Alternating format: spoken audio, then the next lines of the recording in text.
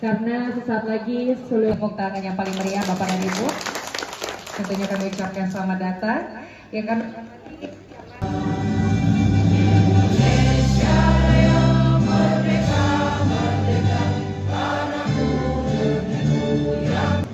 pelaksanaan kegiatan ini dari kesinambungan pelayanan kepada masyarakat telah dilaksanakan.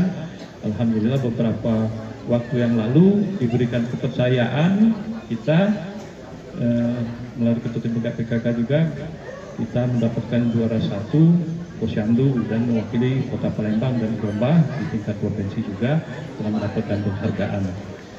Yang sudah menyediakan tempat, semoga amal baik dari keluarga Bapak Hendra dibalas oleh Allah Subhanahu wa Ta'ala. Amin. Kemudian juga kami terima kasih kepada pihak Puskesmas dan kader-kader Posyandu yang sudah bekerja dengan ikhlas sehingga bisa terlaksananya kegiatan Posyandu sesuai dengan jadwal yang sudah ditetapkan.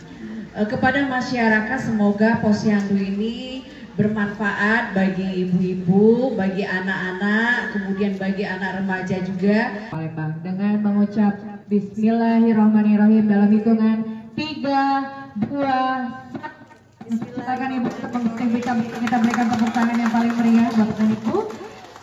Di mana Posyandu